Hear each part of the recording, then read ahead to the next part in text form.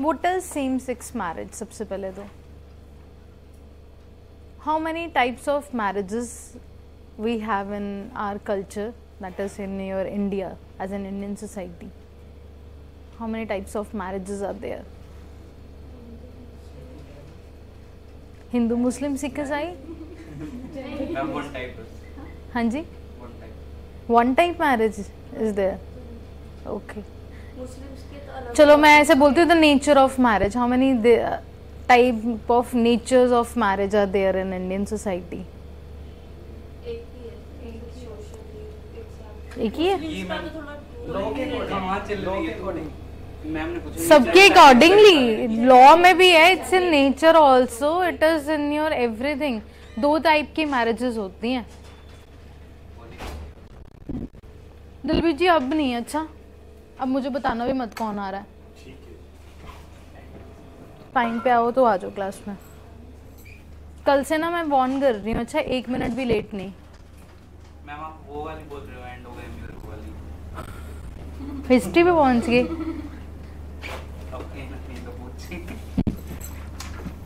There are two types of marriages in Indian society as per as your law also.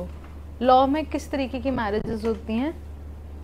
Law में तो हम लोगों ने सुना है ना, एक होता है हिंदू मैरिज एक्ट होता है, ठीक है, and the second one is your Muslim marriage act. Anand Karaj marriage act जैसे सीख के हैं वो ऑलमोस्ट आपके हिंदू वालों के साथ ही ओवरलैप हो जाते हैं. तो इन दोनों में फ़र्क क्या है? हिंदू और मुस्लिम मैरिज एक्ट्स में क्या फ़र्क है? Yes, it is like a social contract. ठीक है, ये कंट्रैक्ट मैरिजेस होती हैं. And what about the other one? हाँ, you can say deep relation और रिचुअल, जिसमें हम लोग ना अगर एक बारी शादी हो जाए तो हम लोग 7 जन्मों के लिए बन जाते हैं. मेरी तो होगी, तो मैं तो विश्वास करती हूँ. जब तुम्हारी होगी तुम भी विश्वास करोगे. ठीक है, सो ये वो वाले तरीके के हैं. पर हमेशा सोसाइटी वॉल्स और उसके बाद हमारे पास डिवोर्स प्रोविजंस ऑन हुए. ठीक है, considering every facts and everything. तो ये दो तरीके की मैरिजेस होती हैं. मैरिज की जो डेफिनेशन है, what is the definition of your marriage?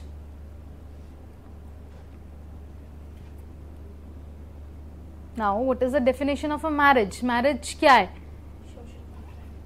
चलो ठीक है, कंट्रैक्ट है ना, we are getting married and all. But हमेशा एक मैन एंड एक वुमन इन्वॉल्व होता है इज इक्वल टू मैरिज. यही है हमेशा ना, यही कंसिडर किया गया है कि there is always a man and a women जो साइकोलॉजिकली हमारा बना. और कहते हैं ये हम लोगों ने बनाया इसीलिए था ताकि हमारे जो आगे जनरेशन्स हैं वो इवॉल्व हो सकें और सब कुछ. तो ये उसकी वजह से आपकी मैरिज की डेफिनेशन हम लोगों ने ही बनाई थी. That is your one man and your one woman. But section what is it 377 that has given LGBTQIA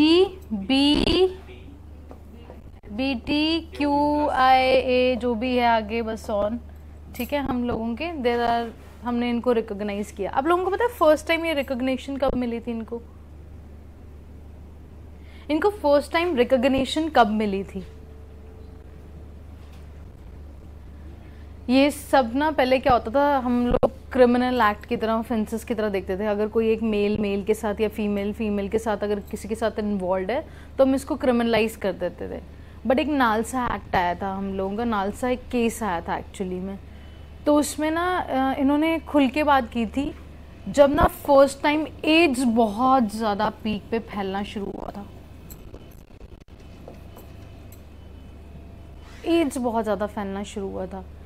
वो यही माना जाता है कि इसका जो जन्म भी हुआ था ना, that is because of the unnatural penetration of your things. जो हम लोग जाते थे अगेंस्ट, कई बार शायद उसमें एनिमल्स भी इन्वॉल्व हो सकते हैं. सो ये सब चीज़ों के थ्रू हम लोगों ने देखा कि ना आपके ना एड्स जैसी चीज़ें सामने आ रही थी. तो फर्स्ट टाइम ये जो कम्युनिटी थी बाइसेक्सुअल्स ये सामने आए या फिर आपके ट्रांसजेंडर सामने आए जिन्होंने ये बात की कि जो आपका अननेचुरल सेक्स हो रहा है हम लोगों का, ठीक है, उसकी वजह से जो बीमारियां फैल रही हैं, ये एज उनमें से था। तब ये सबसे ज़्यादा आया था, कहते कि हम लोगों को राइट्स तो दो, हम लोग तभी सामने आएंगे, तभी हम लोग हमारी बीमारियां क्योर कर सकेंगे।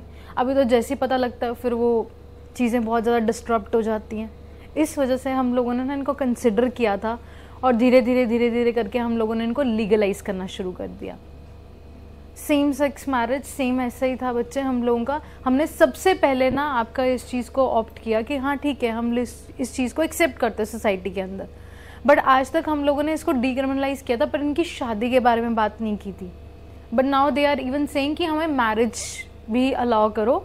हम लोग इसके साथ ना अगर हम लोग एक्ट चेंज करते हैं ना, सिर्फ ये एक्ट चेंज नहीं होगा, इसमें कितनी सारी चीजें हैं दैट विल चेंज। अगर ये चेंज होगा दैट इज योर मैरिज, तो और कौन कौन से लॉज हैं जो इफेक्ट होंगे? मैम अडॉप्शन है और फिर मैम ये सेक्शंस भी चेंज हो जाएंगे सारे। हाँ, मैरिज के ऊपर चलो ठीक है, मैरिज और डाइवोर्स के प्रोविजंस अलग होंगे यस मैम। और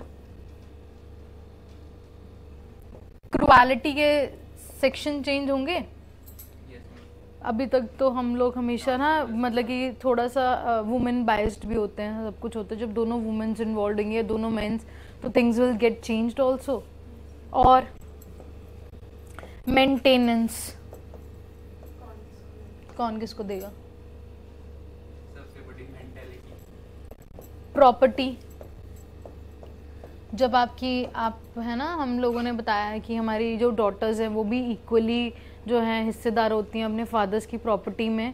और जब ऐसे उनके आगे बेटा ही बेटी को लेके आ रहा है या फिर बेटी ही बेटी को लेके आएगी, तो उसके बाद चीज़ें कैसे चेंज होंगी, जो उनके बाद वो अडॉप्ट करेंगे, उसके बाद आपकी प्रॉपर्टी के भी आपके जो है सब कुछ चेंज होगा। ऐसी इनहेरिटेंस, ऐसे बहुत सारे लॉज है बच्चे हम लोगों के। मैरिज टू, जैसे हम लोगों ने बात किया मैरिज के भी, ऐसे बहुत सारे लॉज हैं जो चेंज होंगे। Now what is a difference between sex and बच्चे जेंडर? आप लोगों ने ना कॉलम्स देखे होंगे, कई बार हम लोगों को ये चीज पूछी जाती। तो थर्ड जेंडर वाज इंट्रोड्यूस्ड, जो इसमें ओ आया था कि अदर्स, ठीक है, ट्रांसजेंडर्स को हमने रिकॉग्निशन दी थी और सब कुछ। वैसे मुझे बताओ कि what is the difference between both of them? Mentality, gender, वैसे तो मैम जो जेंडर है अगर पहले देखा जाए तो सेक्स के बेस पे ही हम बोल देते थे gentle. Excellent, that is the point. हम लोग ना बायोलॉजिकल ऑर्गन्स देख के डिसाइड करते हैं कि व्हाट इज योर सेक्स, आप मेल हो या फीमेल हो, that is your biological definition. Gender पता है क्या होता है? That is what you feel with in you. शायद आपको ऑर्गन्स नेचर ने वैसे दिए हो, बट आपकी मेंटालिटी या फिर आपका जो बैक एंड माइंड है वो कुछ और बोलता हो चीज़ों को रिकॉग्नाइज करने के, ठीक है। सो इन दोनों में ये फर्क होता है। इसीलिए अब ना आजकल आप जनरली ये देखोगे कि जेंडर ज़्यादा पूछते हैं, और आपको थर्ड ऑप्शन भी दिया होता है, दैट इज़ योर ओ। अगर if you belong to others you can go for that option also. अब इसके अंदर ना ये कॉम्प्लेक्सिटी नहीं है एक्चुअली, ना चीज़ें ना धीरे धीरे इवॉल्व होती हैं। अब मैं बात करूँ कि हमने आज इससे पहले ही लिव-इन्स को अलाउ कर दिया था, लिव-इन्स के लिए है ना, एवरीथिंग इज़ अलाउड। हम लोगों के इवन हम लोगों ने इनके चलो ठीक है इनको डीक्रिमिनलाइज भी कर दिया। हमने मैरिज क्यों नहीं किया उस टाइम पे? फिर हमने मैरिज क्यों नहीं उसी टाइम पे जब हमने डीक्रिमिनलाइज किया था, तो मैरिज भी उसी टाइम पे इवॉल्व कर देते, उसी टाइम पे कर देते। ऑपोजिशन सोसाइटी एक्सेप्ट एकदम से नहीं करती, पहले ये धीरे धीरे इवॉल्व होती है सोसाइटी ना, धीरे धीरे इवॉल्व होती है। वैसे हम लोग ना धीरे धीरे चीज़ों पे जाएंगे। अब ये सभी जितने भी हम लोगों ने एक्ट्स डिस्कस किए, जो भी चेंजेस होंगे वो धीरे धीरे होंगे सोसाइटी के अंदर। हम लोगों ने एक छोटी चीज़ की, अब धीरे धीरे हम लोग फिर उसके बाद चाइल्ड के ऊपर भी आएंगे कि अडॉप्शन, क्योंकि कई बार ऐसा क्या होता है कि लोग ना इस चीज़ का मिसयूज़ भी करते हैं। The people who are healthy from their mind, तो वो जानबूझ के जो है अपनी मैरिजेस ऐसे करवा लेते हैं, और they start smuggling also kids. ये सी बहुत सारी चीज़ें देखी जाती हैं। तो हम लोगों को धीरे धीरे हम लोग इवॉल्व हो रहे हैं, और धीरे धीरे हम इनके रूल्स एंड रेगुलेशन लेके आएंगे। और this is a part of the society कि हम लोगों ने पहले उसको डिक्रिमिनलाइज किया, उसके बाद शायद कल दिन को है ना मैरिज, उसके बाद हम लोग प्रॉपर्टी, और धीरे धीरे ऐसे करके हम लोग इवॉल्व करेंगे चीज़ों को। जैसे जैसे हमारे सामने केसेस आएंगे वैसे वैसे हम लोग इवॉल्व करेंगे। ठीक है जी। सेम सेक्स मैरिज पढ़ना शुरू करें। आप लोगों के पास हैंड आउट्स हैं अभी इस टाइम पे जी। Start reading. The center has opposed same-sex marriage in the Supreme Court, stating that marriage between a biological man and woman is a holy union, a sacrament and a sanctuary in India. संस्कार in India, sorry. संस्कार in India मतलब कि ना हम लोग ना marriage को accept नहीं करते बहुत जल्दी जल्दी ना, क्योंकि हम लोगों ने खुद ही कंट्रैक्ट की तरह ही मैरिज बनाई थी ना कि एक दो लोगों के बीच में। अब ये भी क्यों बनाई गई थी मैरिज? अब हमें ना बाद में चीज़ों का पता लगता है, बट ना एक्चुअली में इसी चीज़ों के कारण बनी थी कि ज़्यादा ना लोग जो हैं बहुत सारी फीमेल्स या बहुत सारे मेल्स की तरफ जो हैं आपका अट्रैक्ट ना हो, ठीक है, जिसकी वजह से ये बीमारियां फैल सकती हैं जिसको हम STDs बोलते हैं। तो उसी की वजह से ही तो ये कॉन्ट्रैक्ट्स आए थे हम लोगों की सोसाइटी के अंदर। तो हम जल्दी ना इसको एक्सेप्ट नहीं कर पा रहे कि हाँ हमें ये क्यों करना चाहिए, इनको वैसी रिकॉग्निशन दे दो, पर वाई मैरिजेस, ठीक है, होनी चाहिए नहीं होनी चाहिए। ट्रांसजेंडर बिल्कुल अपना ही केस है बच्चे। ट्रांसजेंडर्स की आप लोगों को स्टोरी पता है कि हम लोग इतना पूछते हैं क्यों इनको?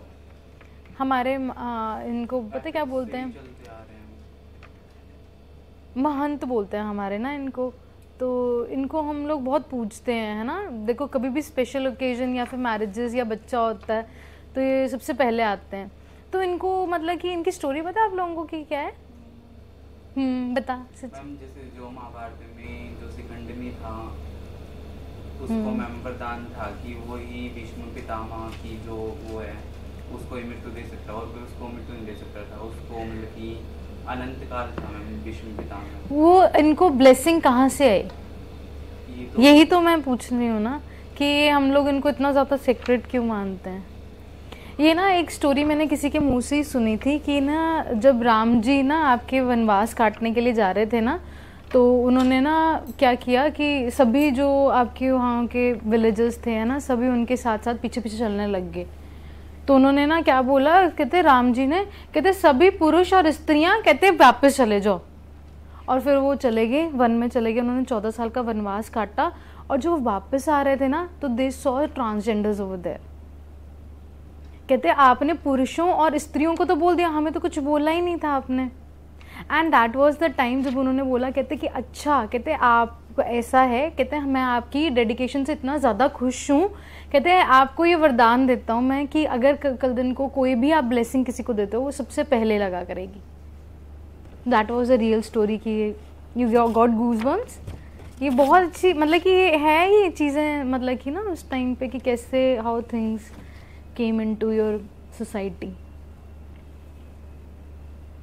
ठीक है, सो उनका बच्चे लॉजिक ही बिल्कुल डिफरेंट है। हम लोग ना ट्रांसजेंडर्स को शुरू से हमारे जो है सोसाइटी में एक्सेप्ट करते हैं। इवन आपके शिवाजी है ना, शिव जी जो हैं उनका भी एक रूप है अर्धनारीश्वरी जो भी है, जिसमें आपका हाफ में होता है और हाफ पार्वती माता दोनों का होता है ना। वो सब कुछ मतलब कि everything was there into the society और हम लोग इस चीज़ को एक्सेप्ट करते। वो तो धीरे धीरे ना ब्रिटिशर्स आए थे हमारे इंडिया में और उनकी वजह से हम लोगों ने उसको सोसाइटी से ना निगलेक्ट करना स्टार्ट कर दिया था। और फिर हम लोगों ने दोबारा से इन चीज़ों को एक्सेप्ट करना शुरू किया जब हमने थर्ड जेंडर के बारे में बात की and so on. So world में भी इनफैक्ट सबसे पहली कंट्री जिसने इन चीज़ों को सेम सेक्स मैरिज को आपका ऑप्ट किया था दैट वाज योर नीदरलैंड्स 2001 के अंदर। ठीक है। और लेटेस्ट जो है आपकी अंडोरा 2023 के अंदर। अंडोरा कहाँ पे? इट्स ए लैंडलॉक, ये it's a country in Europe, वो छोटी सी है हमारी। हाँ मेरे ख्याल से सैंडविच्ड है, आई डोंट रिमेम्बर कि ये सैंडविच्ड है कि कोई और है, मुझे याद नहीं है, ठीक है, पर इट्स इन यूरोप। कहते हैं राइट टू मैरिज ना is a part of right to life. Marriage कितना बड़ा हिस्सा होता है ना, your life changes when you get married, ठीक है, it is a part of your life. That means कि इनडायरेक्टली ये आर्टिकल नंबर 21 के अंदर हमारा फंडामेंटल राइट है, हम जिस मर्जी से शादी करें। जिस वजह से आप लोग बोल रहे हो कि we support, we truly support, कोई ऐसा नहीं था क्लास में जिसने बोला हो कि हम नहीं सपोर्ट करते, ठीक है, गुड। सो लैंडमार्क केस याद रखना। कई बार क्या होता है कि ना यूपीएससी ना सिर्फ केसेस को लेके भी ना आपका क्वेश्चन पूछ लेती है। अभी आया ही था मैम, फर्स्ट क्वेश्चन ही था पॉलिटी के अंदर। पूछते हैं वो लोग, मतलब कि आपका ना ऐसा नहीं करना अब आप लोगों ने ना कि सारे लॉज और मतलब कि केसेस को निकाल के पढ़ने लग गए, जुडिशरी नहीं पढ़ना, सिर्फ जो आपके ना न्यूज में आ रहा है। अगर वो आता होगा तो सबको आता होगा, नहीं आता होगा ना किसी को नहीं आता होगा, डोंट वरी। एक आया था मेरे ख्याल से, वो केस आया था आपका ना लैंड रिफॉर्म्स के ऊपर, आपका एक केस था मेरे ख्याल से, कोहलीडो केस था शायद, वो कोहलीडो केस आया था उस टाइम पे, तो वो उतना ज़्यादा न्यूज़ में भी नहीं था, तो वो उस टाइम पे सिर्फ लॉयर्स को ही आता होता था या फिर जिसने अपना ऑप्शनल जुडिशरी रखा हुआ था, लॉ रखा हुआ था,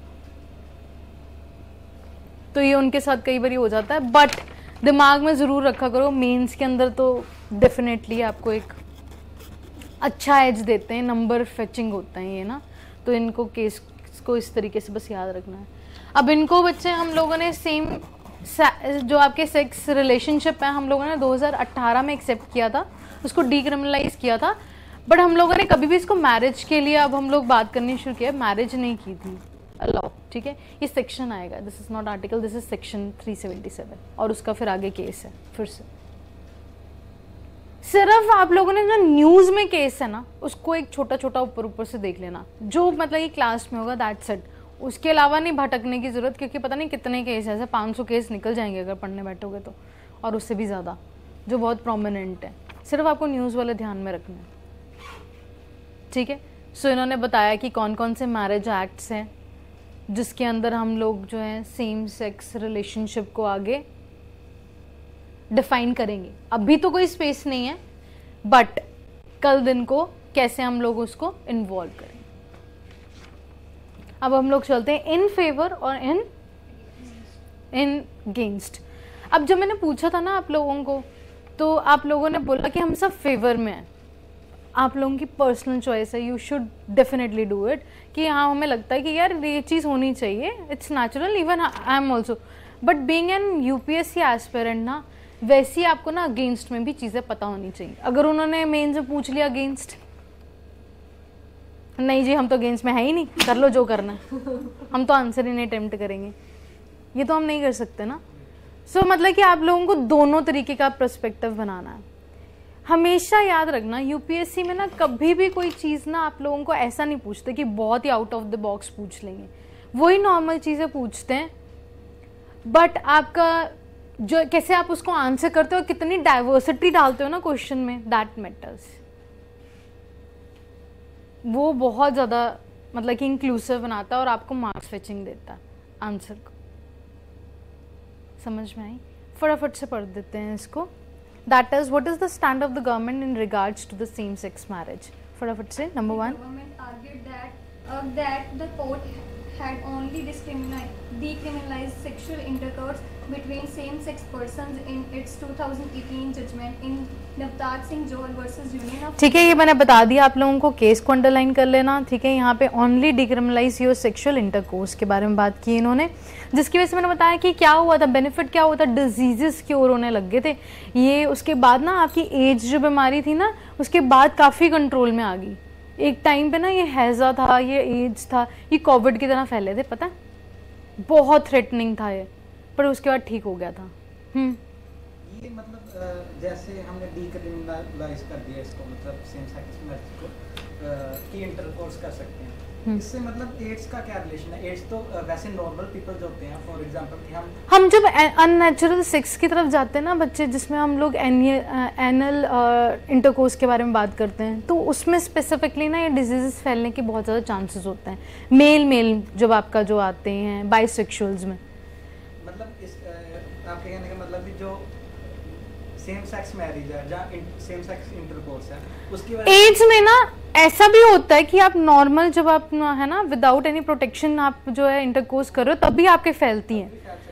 ऐसा ज़रूरी नहीं है, आपकी इवन ब्लड से भी फैलती है ना। अगर किसी का ब्लड इन्फ्यूज़ हो जाए किसी के अंदर, आपका एक्सीडेंट हुआ था और आपको कट लगा हुआ है, किसी और का एक्सीडेंट हो, क्या शायद किसी और बंदे को है ना, उन दोनों में चांसेस हैं कि वो आपस में है ना एक्सचेंज कर ले। बट ये कहाँ से उठ के आ रहे हैं? मैंने बताया ना, एड्स का जो जन्म भी हुआ था ना, वो कहीं ना कहीं हम लोग कल्प्रेट मानते हैं अननेचुरल इंटरकोर्सेस को, जिसमें एनिमल्स भी इन्वॉल्व थे। वो धीरे धीरे फैली हैं वो चीज़ें। वो तो मैं एक्सेप्ट कर रहा हूँ कि अननेचुरल सेक्स की वजह से है, लेकिन जो अननेचुरल सेक्स है, क्या वो बाइसेक्सुअल जो कम्युनिटी है, जो बाइसेक्सुअल है, ठीक है, उनकी तादाद ज़्यादा थी, इसीलिए मतलब उन्होंने ऑफ कोर्स वो चोरी चीज़ें होती थी ना आपकी, वो सामने नहीं आ पाते थे। अगर वो सामने आते थे, होमोसेक्सुअल्स थे, अगर वो आते थे सामने तो उनको पहले बाद में उसको ट्रीट किया जाता था उनकी डिजीज के लिए, बट उनको पकड़ के है ना उनके ऊपर सेक्शंस धाराएं लगाए देते थे हम लोग, उनको मतलब कि एक ऑफेंडर की तरह देखते थे, क्रिमिनल की तरह देखते थे। इंदिरा गांधी के रूल में तो हम कितनों का तो वो हुआ था, नसबंदी हुई थी आपकी, है ना, वो भी आपका हुआ था। डेफिनेटली वो सब चीजें हैं। बाकी मतलब फिर उनकी तादाद में ये चीज ज्यादा थी, इसीलिए हमें रिकॉर्ड में चेंज देखने में वो शुरू मैंने वो बताया ना कि ज्यादा थे नंबर में, डेफिनेटली ज्यादा थे नंबर में। ओके,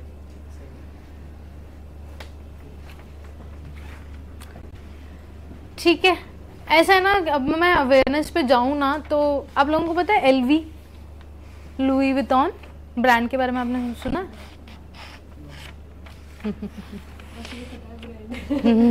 बस यही पता है। It is the most expensive brand और आज की डेट में मतलब कि one of the richest brands है, सबसे ज़्यादा बिलियनियर और बहुत अच्छी टर्नओवर्स हैं उनकी।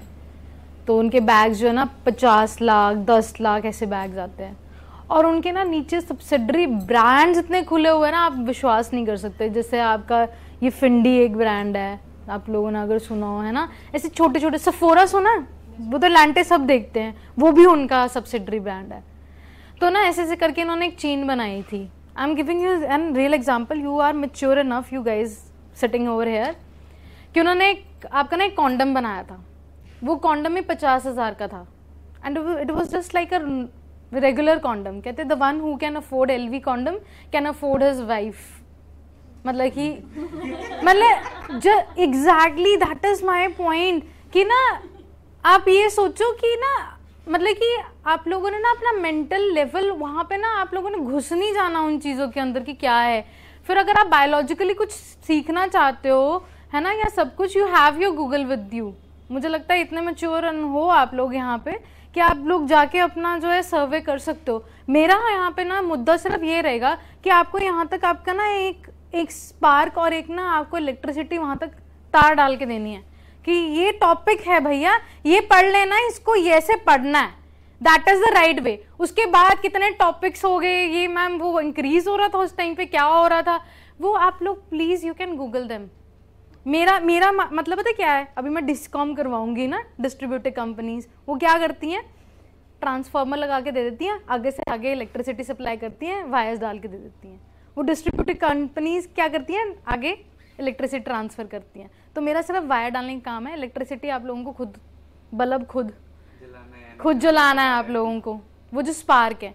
अदरवाइज इस डिस्प्यूट में पढ़ेंगे ना, कितने टॉपिक्स हैं करंट अफेयर्स में, तो ना रोज हम लोग इसी मुद्दे में पहुंच जाएंगे। अब भी जो टॉपिक होगा ना उसमें आप लोग ये प्रोडक्टिव लेके आओ मैम कि हम लोग इससे भी रिलेट कर सकते हैं क्या, इस टॉपिक को आप एनवायरमेंट से रिलेट कर सकते हो, ग्लोबल वार्मिंग से अगर कर सकते हैं, that is your ability which is going to help you into your mains to crack your UPSC। Otherwise नहीं, ये चीज़ों में नहीं हम लोगों ने जाना जहाँ पे प्रैक्टिकली हम चीज़ें, you are getting my point कि मैं क्या बोल रही हूँ। मैंने इतना अच्छा मतलब कि एक्सप्लेन किया वो क्या रीज़न है उसका, कि आप लोगों ने ऐसे जाना है कि यार मैं उसके साथ भी रिलेट करूँ, मैं इकोनॉमी के कैसे साथ इसको रिलेट करूँगा, वो चीज़ आप में होनी चाहिए। तो मैंने तो बस फ्यूज बस डाल के देना है, ऑन तो आपने खुद करनी है उन चीज़ों को कि हाँ that is the way I should read this. तो ये टॉपिक कराने का मुद्दा ये है कि आज के बाद मैं कभी कभी कराऊंगी नहीं, कि आप लोगों ने उसको खुद फॉलो अप करना है। मैं कितनी बार करवा दूंगी।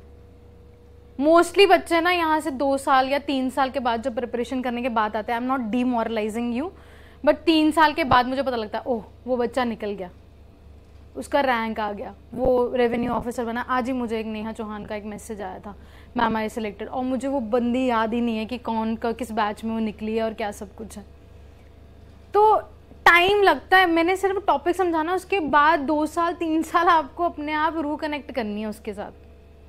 Keep on reading them. मैंने सिर्फ यहाँ पे टॉपिक्स कराना है, मुझे लगता है हार्डली मैं 100 टॉपिक्स कराऊंगी करंट अफेयर्स के क्लास में। मैंने दोबारा से इसीलिए क्लास लेनी शुरू की है क्योंकि मुझे लगता था कि मैं शायद ज़्यादा बिल्ड करा पाऊँ आप लोगों का कनेक्शन। जब आप इस टॉपिक को पढ़ लोगे ना, उसके बाद हमेशा आप लोगों को कनेक्शन बना के रखना उस टॉपिक के साथ। मैं तो करा के छोड़ दूंगी, बट अब उसके बाद हो जाता है क्या चीज़ें चेंज हो रही हैं, क्या चीज़ें डालनी है। कोई ऐसा केस दोबारा तो नहीं आ गया, 5 जजेस का बेंच बैठ रहा, उस बेंच का नाम क्या है, कोई केस कोई एग्जाम्पल आ गया, राइट इट डाउन कि यार ये केस था वो उस स्टेट के अंदर और उसके साथ ये हुआ, तो वहाँ पे एग्जाम्पल की तरह उसको नोट डाउन करो। This is how you have to cater your UPSC preparation, that is going to help you, not going into the PhD level, वो नहीं हेल्प करेगा। You need to be master of none and jack of alls. मतलब कि जैसे मर्जी करो। अगर आप लोगों ने इस टॉपिक को इकोनॉमी के साथ, एनवायरनमेंट के साथ जोड़ लिया, सोसाइटी के साथ, लॉ के साथ, पॉलिटी, इंटरनेशनली जोड़ दिया, आई बेट यू आप लोग कभी ये आप लोगों का यूपीएससी मेंस कभी नहीं रुकेगा। आप लोगों में इतनी इनफैक्ट प्रीलिम्स नहीं रुकेगा, क्योंकि आपको ना आदत पड़ जाएगी वो कनेक्शन बनाने की। ओह अच्छा, प्रीलिम्स में तो यही करता ना वो, राइट। फटाफट से the things that are into your favour and against. जी, व्हाट आर द आर्गुमेंट्स? फटाफट से Sachin. The court, while decriminalizing homosexuality, did not accept same-sex marriages, but what are the arguments ही बोला था मैंने। equal rights and protection under the law. All individuals, regardless of their sexual orientation, have the right to marry and form a family. Same-sex couples should have the same legal rights and protections as opposite-sex couples. Non-recognition of same-sex marriage amounted to discrimination that is struck. अब मुझे बताओ, आप लोगों को ना पढ़ के क्या चीजें समझ में आ रही हैं, है ना? आपका एक सेटिंग सी होगी ना कि क्या है, उसके साथ आपको फिर ऐसे फ्लो में चलेंगी चीजें, अपने आप चलेंगी। आप आर्गुमेंट्स और अगेंस्ट ऑटोमेटिकली आपका सिस्टम में चला जाएगा, वो पाइप में चला जाएगा कि कैसे उसको रीड करना। That's all from my side. अब आप ये खुद भी पढ़ सकते हो। मैं आप लोगों को क्या दे सकती हूँ जो बेस्ट आप अपनी पेपर क्लियर करने के लिए कर सकते हो। लेट्स टॉक अबाउट दिस, क्योंकि हमारा अल्टीमेट गोल है कि हम लोग ने पेपर क्रैक करना। आप लोगों को एक क्वेश्चन दे सकते हैं रोज, जो हम लोग टॉपिक्स कर रहे हैं, हम 3 टॉपिक्स कर रहे हैं या 4 टॉपिक्स कर रहे हैं, रोज उसके ऊपर मेंस का ना एक आंसर लिख के ले आओ। That is the best thing you can do, कि रोज उसको लिख दो, आपका टॉपिक भी तैयार हो जाएगा, आपको समझ भी आ जाएगा कि कैसे चीजों को लिखना।